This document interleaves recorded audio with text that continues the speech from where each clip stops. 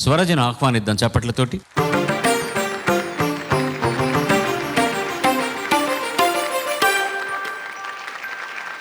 అందరికీ నమస్కారం. స్వాగతం తల్లి. స్వరజ ఎంపిక చేసుకున్న పాట రచన కొసరాజు రాఘవ చౌదరి గారు, సంగీతం మాస్టర్ వేణు గారు, గానం లీల గారు. రాజమకుటం సినిమా నుంచి ఏడనున్నాడు ఎక్కడున్నాడు.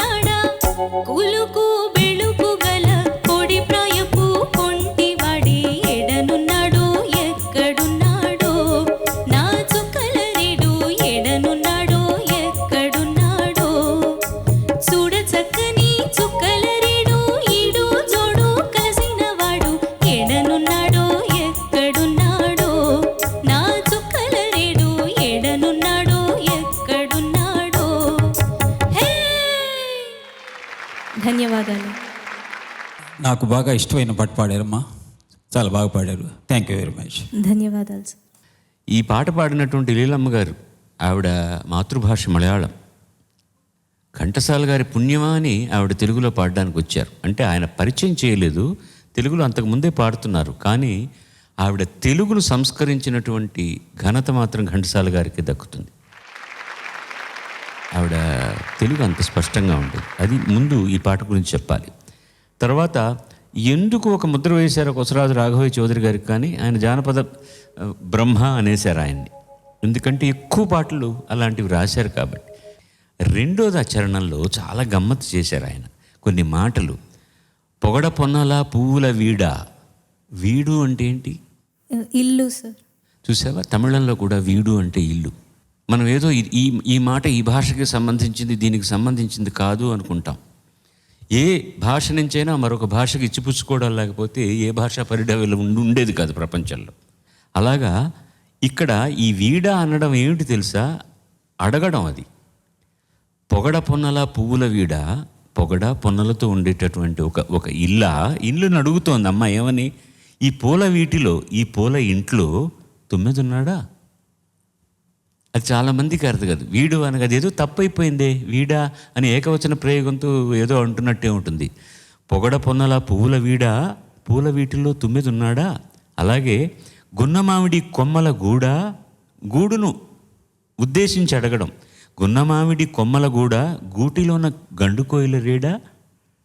ఎంత అందంగా ఉంది కదా, ఎంత అందంగా ఉంది వినడానికి. భాషలోని ఉండేటటువంటి ఒక గొప్ప గొప్ప గమ్మత్తైన ప్రయోగాలు చేయడానికి ఉపక్రమించినటువంటి కవులను మన్నించిన దర్శకులకు ముందు మనం ధన్యవాదాలు తెలియజేయాలి. ఆ పాటను విని ఆనందించినటువంటి ప్రేక్షకులకు కూడా మనం ధన్యవాదాలు. వేణుగారు, మాస్టర్ వేణుగారికి నౌషద్ గారు అంటే మహాప్రాణం. అందుకని మోహన్లో తీసుకున్న అక్కడక్కడ మధ్యలో మళ్ళీ మైనర్ టచెస్ ఇస్తూ పాటలు గమ్మత్తుగా నౌషద్ గారి ఛాయలు కనపడుతూనే ఉంటాయి ఇక్కడ. నీ గొంతుకు కూడా చాలా ఓపెన్గా లీలగారి గాత్రంలా ఉంది. అక్షరాలన్నీ సుస్పష్టంగా అర్థం అవుతున్నాయి. ఫస్ట్ చరణం అంతా కూడా కొంచెం శృతి కంటే షార్ప్గా వినిపించింది. రెండవ చరణం పర్ఫెక్ట్గా ఉంది. గాలి రెక్కల పక్షుల్లారా, ఆ పంచం వచ్చినప్పుడల్లా కొంచెం ఎక్కువ అవుతుంది, నన్ను నోట్ చేశాను. కానీ టోటల్ లైన్ అంతా కూడా ఒక్క 1/8 ఆఫ్ ఎ నోట్ షార్ప్గా వినపడుతుంది అనమాట. సెకండ్ చరణం పర్ఫెక్ట్గా వచ్చేసింది. ఇంకా దాని గురించి వేరే ఏ ఇబ్బంది లేదు. ధన్యవాదాలు. మంచి పాటతో ప్రారంభించాం కార్యక్రమం. శుభం భూయా. ధన్యవాదాలు. God bless. శివశంకరీ. అబ్బాయిలు ఒక పాట, అమ్మాయిలు ఒక పాట ఎంపిక చేసుకుని ఒకే సాంగ్ పాడి పోటీ పడబోతున్నారు. చంద్రకళాధరి ఈశ్వరీ.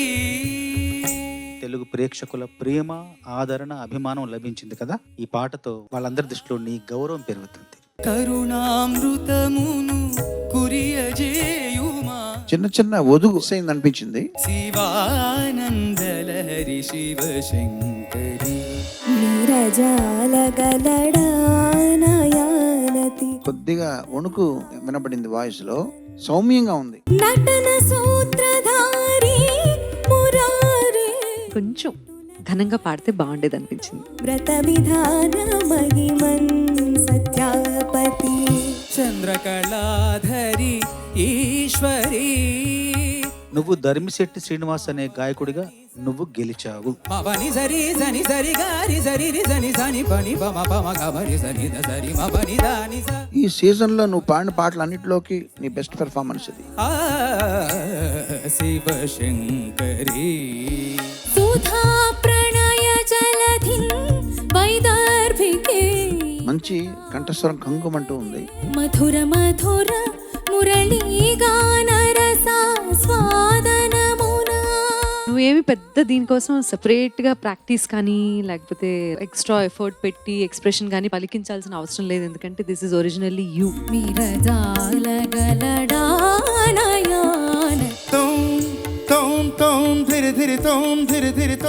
నీ పాట కూడా అంతా అనుసృతం, ఎంతో అనుశీలనం కూడా నిలువ ఉంది. కాబట్టి నువ్వు కూడా చాలా పైకి రావాలని వస్తావని మనస్ఫూర్తిగా ఆకాంక్షిస్తున్నాను. ఏమయ్యా స్వర దుమ్మురేపో. శివశంకరీ. మధుర మధుర మురళీ గాన రస స్వాదనమునా. ఆ బోర్ కొట్టడం అనే అసలు ఆ మాట కూడా ధ్యాసలోకి రాకపోవడం ఉంది చూడు. ఈ రెండు పాటల యొక్క గొప్పతనం అని. మూడోసారి వింటున్నావు అన్న భావన కలగలేదు. చిన్న చిన్న పాయింట్లు మినహా చక్కగా పాడావు నువ్వు. నిరజాల గలడ